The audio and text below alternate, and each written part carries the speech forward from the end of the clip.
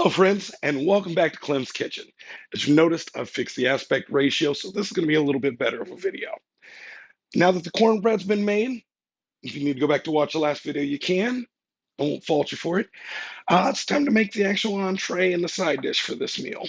So, the side dish, we're going to do some broccoli because Mama said I had to eat green vegetables, and broccoli has always been my favorite. But for the main course, we're doing Basa nuggets. I'm gonna show you guys how to bread up and fry some nuggets, and these things are gonna be probably the best chicken you're ever gonna have, and they're really cheap too. I mean, I got this at $3.99 a pound. So sit back, relax, and here we go. All right, so the first thing we're gonna do is we're gonna cook the broccoli, which is gonna be the easy part of this whole thing. I mean, not that any of it's hard. I'm gonna put the broccoli in the pan.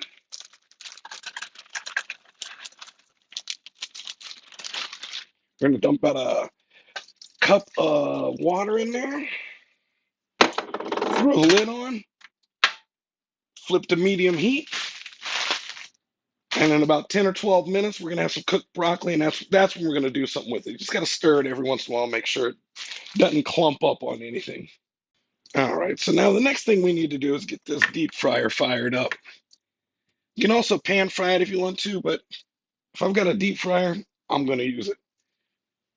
And we've got that temperature set right at about 375.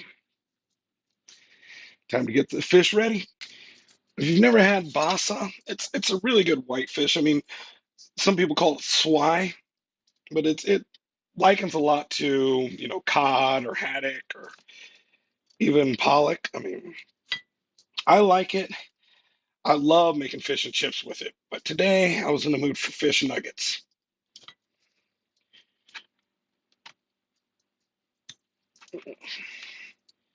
There's no right or wrong way to cut it. I mean, it probably is, but I don't know right or wrong way to cut it. I'm just making these bite-sized morsels.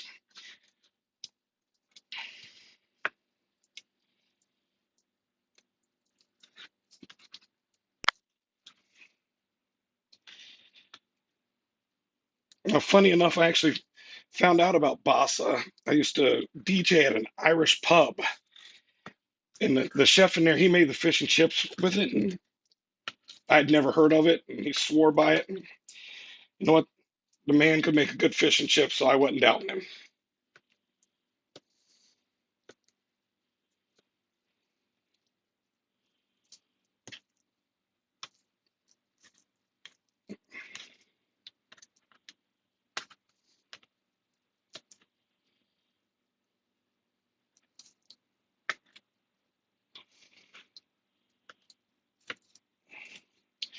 Right now, I wish I had more to say about this, but there really isn't much. So we've got them all cut up right now. It's time to make the breading. What we're going to do here is we're going to take like half a cup of flour. Does not have to be exact. Let me stress that again. This isn't baking. Baking's a science, cooking's an art. And then we're going to take a half cup of cornmeal. And before you say anything about me using the same cup in there, the only reason I have cornmeal is to mix it with my flour for breading. So it's always going to be both. No cross contamination. Now we're going to mix up the flour and the cornmeal.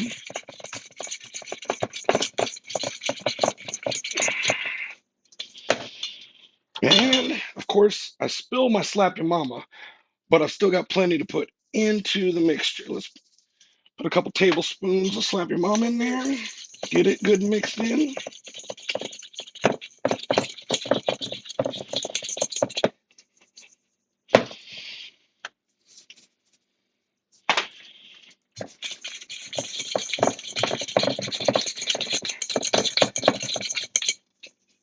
All right, now we've got our breading ready to go. Now it's time to bread this.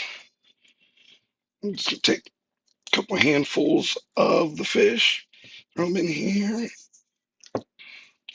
Get them nice and, there's room for all of it. Get it in there. Remember, wet hand, dry hand.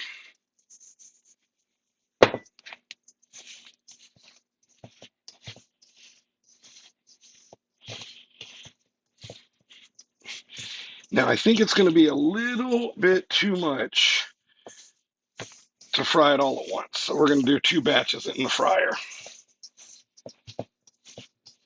which should be preheated by now.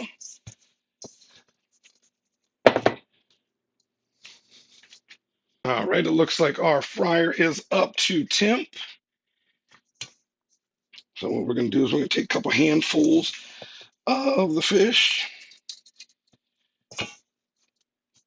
Make sure it's good and breaded. Shake the excess breading off.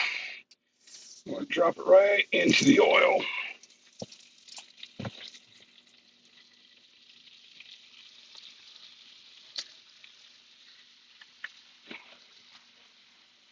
We're going to leave it in the oil for about 4 minutes. During that 4 minutes, you got to make sure every once in a while you give it a nice little shake so nothing's sticking together. And you're going to know when it's done because it's going to be golden brown and delicious.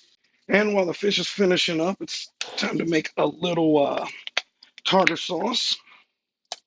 I'm going very basic on this. Don't come at me with it. I'm doing a little Duke's mayonnaise, a little sour cream, a little dill weed. Let's do a little more dill weed. There we go. And probably a couple spoons of relish.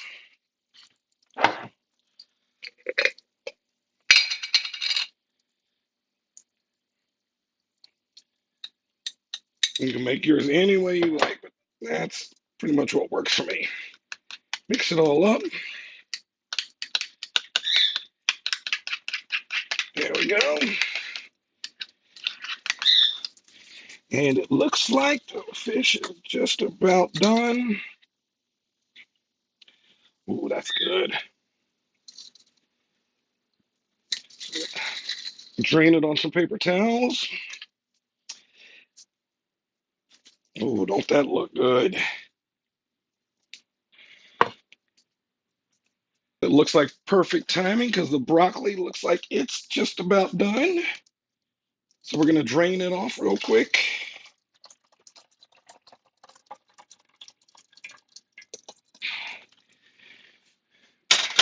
Put it back on the heat. Throw some butter in there.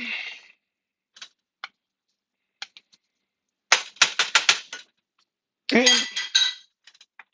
a lot of my decisions in the kitchen are last minute decisions. And I was like, why don't I make a little cheesy broccoli today? So we're going to throw some seasoned salt in there. And again, since it's a last minute decision, I don't really have time or feel like making a roux. But what I do have is a can of Dollar Tree cheese. So let's pump that open. Pour a little on here. We're not going to use the whole can. That's just excessive, you know?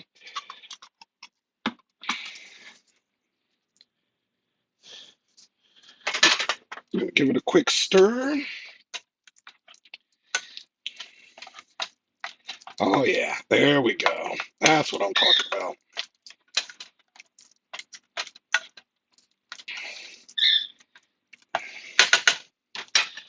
Let's take that heat down to low. All right. It looks like it's time for my favorite part. Let's see what we got here.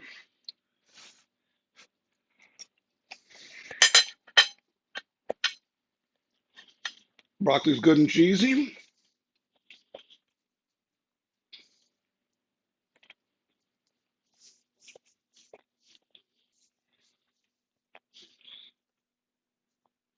Cornbread sweet, moist, and buttery.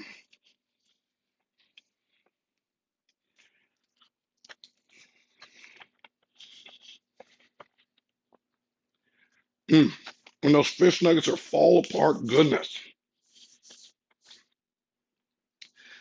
I'm going to wrap this up so I can sit down and eat this. But thank you guys so much for sticking around with me. And love you guys. Hope to see you again soon. Oh yeah, I keep forgetting to say this. Like this video, comment on it, subscribe. I'm gonna keep coming out with new stuff, new ways to save some money in the kitchen, and some delicious recipes. So stick with me.